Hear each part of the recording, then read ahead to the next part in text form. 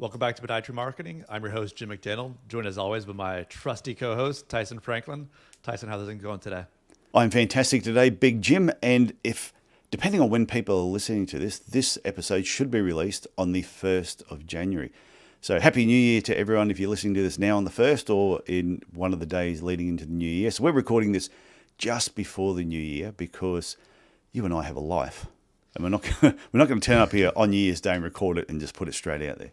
No, we've got a busy holiday season in my house, and I'm sure you do as well. So we got to get these out the door so people have some good reasons to get away from the family during the holidays, listen for a half an hour, and have a good excuse that they're working on their practice. So I'm excited to jump into today's topic, Tyson. So what are we going to jump into today? Okay, today's topic is all about every podiatry practice needs to have what they call a style guide, or it's like a corporate guideline. And it's pretty much a document that just sort of provides that you get it from your graphic designer or graphic artist. But I think they used to be called graphic artists. Now they're graphic designers. And it specifies all the details about your logo and your business name. So it's a really, really important document to have. So we're not talking about fashion, right? So we're not going to be No. Not clothing or style, that kind of style, No. right? We're talking about a different style guide that I have.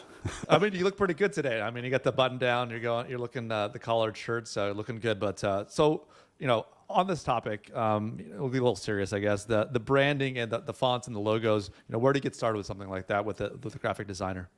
Well, the main thing with the graphic designer is when they put the style guide together, it includes what fonts are actually in your logo.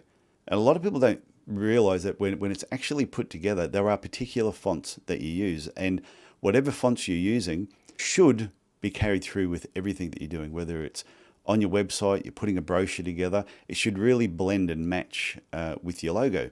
Unless your logo is funny running, writing, or something like that. But still, if that's what it is, you need to know what that font name is. And that will actually be in the style guide. The style guide also gives you, and this is really important, your color codes. So for example, the main color that I use in nearly everything that I do outside of podiatry marketing is a red color.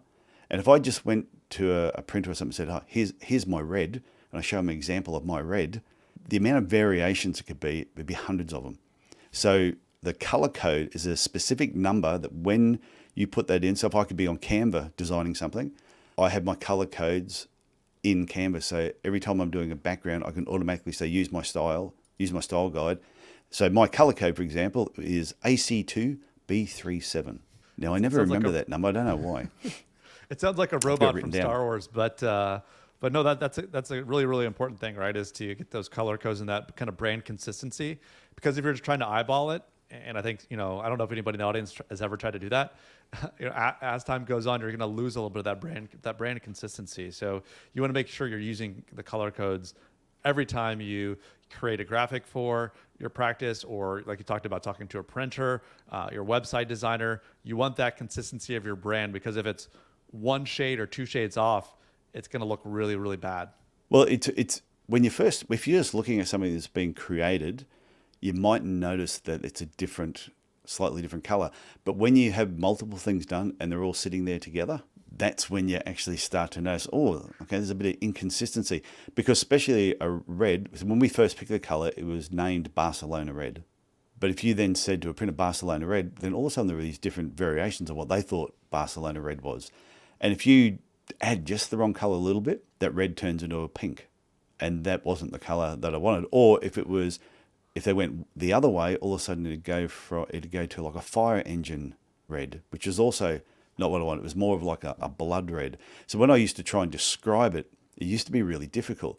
When I eventually said, okay, I'm going to see a graphic designer, tell them what I wanted. Once I got that style guide done, every time I did a new logo for something, so whether it was the Podiatry Legends podcast, whether it was the Podiatry Business Owners Club, every one of those logos, people see there's usually the same red color, but I use a gray color as well in a lot of my artwork. If I'm doing a webinar, if I'm doing a live presentation, all my slides have that gray color, and that red color is in everything. It always turns up in everything that I do. And I try to also, in my Instagram account, every now and then you'll see that same color will just pop up on different posts to sort of just give a bit of uniformity on what you're posting. Yes, that consistency of your branding, right? You're not jumping around between a bunch of different colors.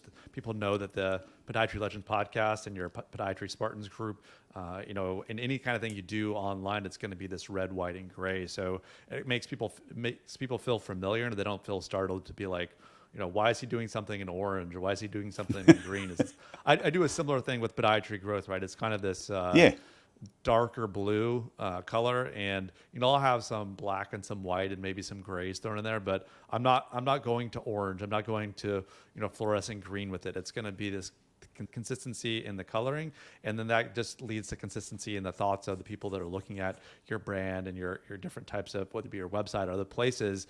They get familiar with you, and they get familiar with color, get familiar with your logo and your business name. So yeah, and it's no different to podiatry marketing. That green color that we use is basically, anytime we're doing anything, that same color is going to basically appear.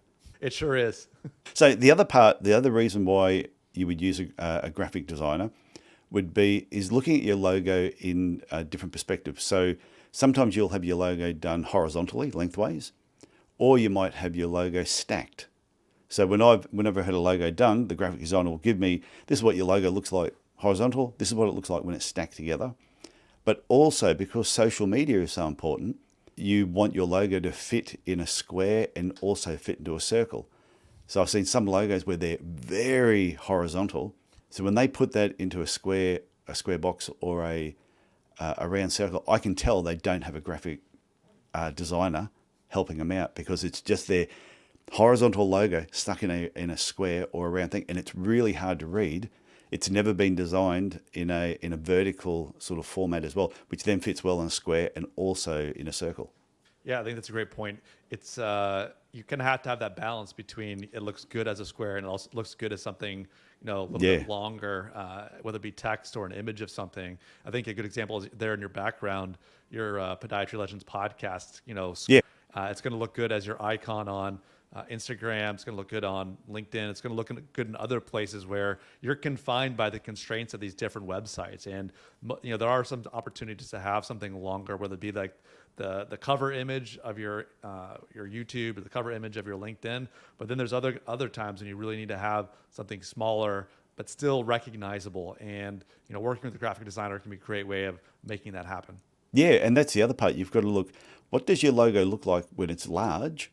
And sometimes people will design a logo and it's really fancy and intricate and it looks beautiful. But when they shrink it down, because you might be sponsoring a sports team or an event, and they've got 15 sponsors on the back of a brochure or on the back of a t-shirt, and you see these sometimes really colorful logos, when they're shrunk down, you're like, you can't read it. Or they might be, say, cutting costs, that everything is being printed in black and white.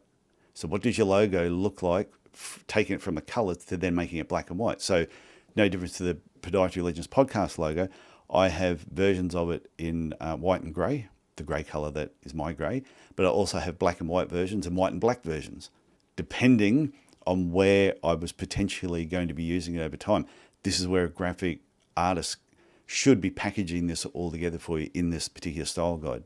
I like that because when we talk about the sponsorships for advertising, right? If you only have a horizontal logo, it's really long, but whoever's putting together that document or that website or wherever you're gonna have that logo of yours on there, if you don't give them some options, you might be unpleasantly surprised when they shrink your horizontal logo down to something that's completely illegible, versus if you'd had a square logo with it'd be a bigger size. I know that I've logos and try to keep things equal, but it's always those really long horizontal logos that make it a little bit difficult, because you don't want to give more visibility to someone just because they couldn't turn it into a square if everyone else has a logo that fits in that way. So it is one of these things where if you don't make your logo into some type of square or work with a graphic designer, do so, you might be unhappy with the way other people use your logo.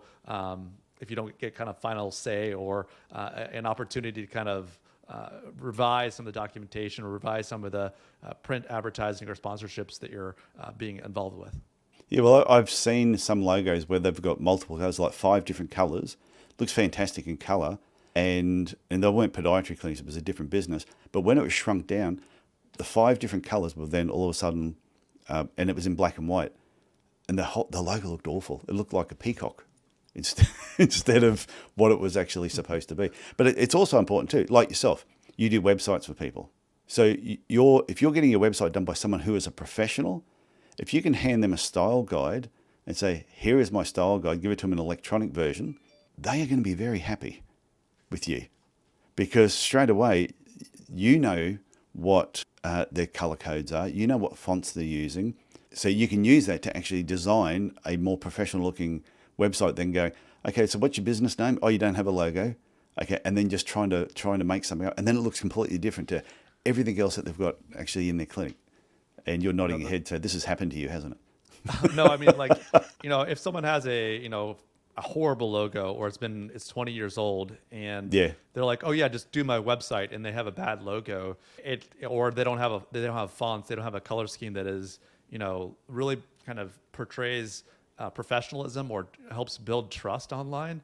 It's almost kind of a deal breaker from my perspective, whether it's a good fit for me to work with someone or not, because it becomes the point where it's a real hindrance to the practice and to the brand of that clinic. So, getting the style guide, I always try to work with it. If someone doesn't have a logo, I'm not a logo designer, right? So, and you probably shouldn't let, Chat GPT or these AI image generators do a logo for you.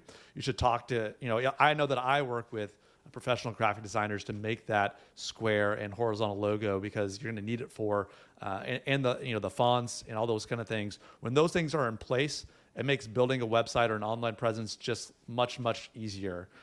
So it's really, really important for people. One of the first steps into building kind of a better online presence is that logo, color guide, style guide, like you're saying, to make sure that you have those building blocks in place to make the website go even faster, to make sure that it's getting out there, and building kind of a professional, trustworthy brand.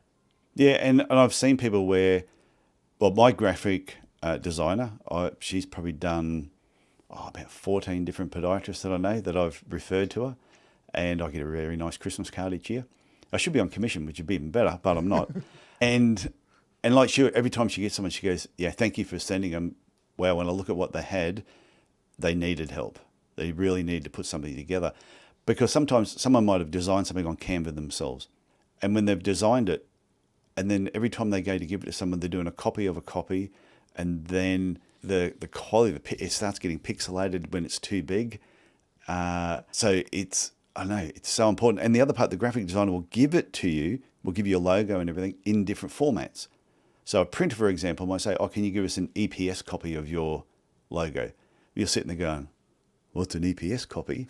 or they want a PDF copy. But if you've only got a PNG or a JPEG, and you give it to them, they go, oh no, it's the file size is not big enough. Can you give me a bigger file size? And then all of a sudden you start trying to create another one, and it looks different to the first one that you had. So, and this is where things start looking unprofessional. And I know printers, sign writers, people doing websites, if you can give them a style guide, there's going to be less arguments in the end.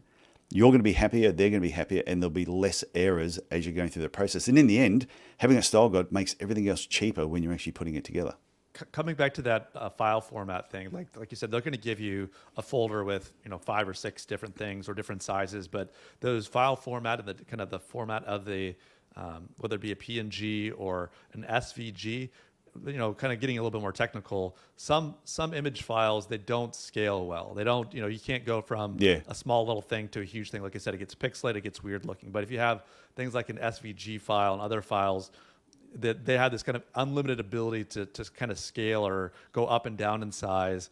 So if you're doing something that needs to be really big, having this SVG and these different types of scalable files formats can be really, really helpful. So you just need to keep, it's like one of those things where you just keep it kind of in your Dropbox or on your computer or somewhere where you just kind of go back to that time and time again, and you don't change it, you don't change colors, you don't do anything, you just leave that alone. And when the printer or the website person is going to do some work, or maybe it's your person's doing social media, you kind of have that treasure trove of those to kind of pull from in the future, because it really kind of saves you a lot of time. Yeah, and it's no different if you're getting a business card done, or you're getting letterheads, or you're getting a brochure done. The graphic designer can they can show the printer this is how it needs to be set up, and that will be part of your style guide. It'll have all the dimensions on where it should be, the bleed, all this other information. And I can spot a podiatry clinic that has a graphic designer and a podiatry clinic that doesn't. It is so obvious. You just go and look through some of their information, and straight away you can go, oh yeah, dodgy brothers.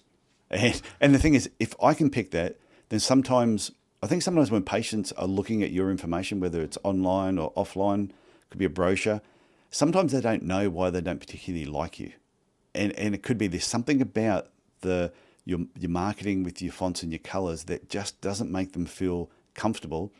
And you'd never see, I'll tell you no, there's no big company in the world that would not have graphic designers, and probably a bucket load of them that are working in the background, making sure everything is always on point. And that's why franchises do well, because a franchise will have this all done for the person.